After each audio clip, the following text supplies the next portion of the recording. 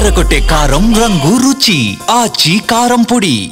ఢిల్లీ పేలుడు కేసులో స్పీడ్ పెంచింది ఎన్ఐఏ. ఆత్మాహుతి దాడి కేసులో మరొకరిని అరెస్ట్ చేసింది. ఓవైపు సాక్షులను విచారిస్తూనే బాంబు దాడి వెనుక ఉన్న కుట్రకోణాన్ని వెలికితీసే పనిలో పడింది. ఢిల్లీ పేలుడు కేసు సంచలన మలుపు తిరిగింది. సూసైడ్ బాంబర్ ఉమర్ నబీతో కలిసి కుట్రలో భాగమైన అమీర్ రషీద్ అలీని ఎన్ఐఏ అరెస్ట్ చేసింది. అమీర్ రషీద్ ఆత్మాహుతి దాడికి పునాది వేసినట్లు నేషనల్ ఇన్వెస్టిగేషన్ ఏజెన్సీ ఎన్ఐఏ చెబుతోంది. దాడిలో ఉపయోగించిన కారు అమీర్ రషీద్ అలీ పేరుపై నమోదై ఉంది. దీంతో అనుమానం రాగానే ఎన్ఐఏ ప్రత్యేక బృందం ఢిల్లీలో సోదాలు నిర్వహించింది. కశ్మీరీ నివాసి అమీర్ రషీద్ అలీని అదుపులోకి తీసుకుంది. అమీర్ రషీద్ అలీ జమ్మూ కాశ్మీర్లోని సాంబూరాకు చెందిన ఉమర్ నబీతో కలిసి ఈ దాడిని పన్నినట్లు వెల్లడైంది. దాడికి ఉపయోగించిన కారును కొనుగోలు చేయడంలో అమీర్ సహకరించాడని, తర్వాత ఆ వాహనాన్నే పేలుడు పరికరంగా మార్చినట్లు ఎన్ఐఏ గుర్తించింది.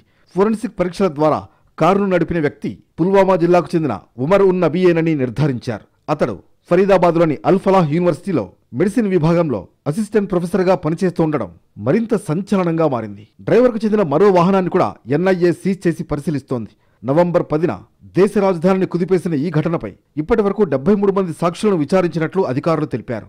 ఢిల్లీ, జమ్మూ కాశ్మీర్, హర్యానా, ఉత్తరప్రదేశ్ పోలీసులతో కోఆర్డినేట్ చేస్తూ దేశవ్యాప్తంగా పలు రాష్ట్రాల్లో ఎన్ఐఏ దర్యాప్తు చేస్తోంది.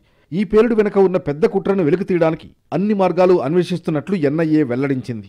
ఢిల్లీ ఎర్రకోట సమీపంలో బాంబు పేలుడు ఘటనతో అప్రమత్తమైన భారత భద్రతా బలగాలు దేశ వ్యతిరేక శక్తుల కోసం ముమ్మరంగా గాలింపు చర్యలు చేపడుతున్నాయి. ముఖ్యంగా వైట్ కాలర్ టెర్రరిజంపైనే దృష్టి సారించాయి.